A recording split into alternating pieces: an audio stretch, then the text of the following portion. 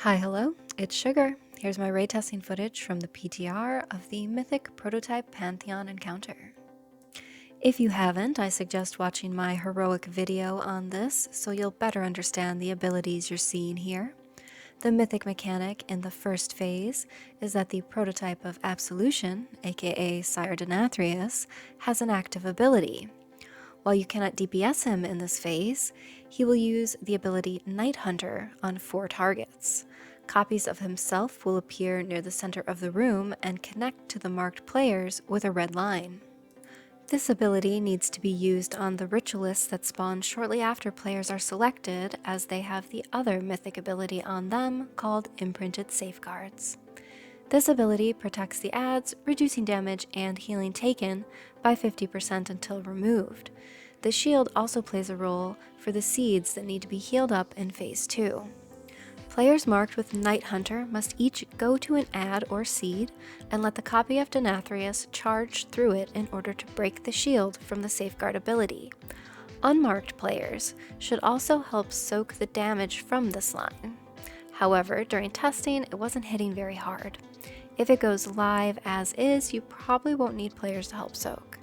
We found it wasn't the end of the world if you missed one shield, but missing more than that was a wipe.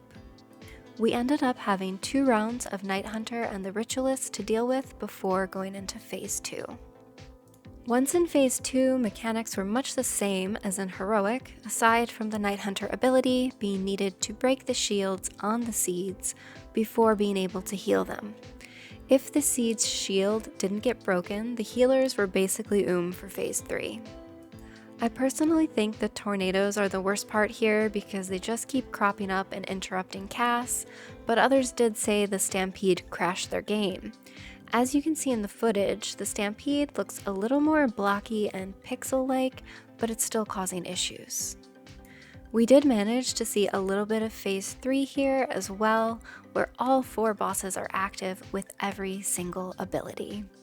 Phase 3 is going to be a real pain point of this encounter in my opinion, because you have to burn the bosses evenly and do all of their mechanics. If one boss dies, you have something like 20 seconds to down the remaining bosses, or the one with 0 HP will resurrect. Alright, there's the fight. I hope this gives you some ideas for strategies. Check out my other PTR raid testing videos if you want to see more bosses in this new raid. If you have any questions about the fight, let me know in the comments. Okay, bye!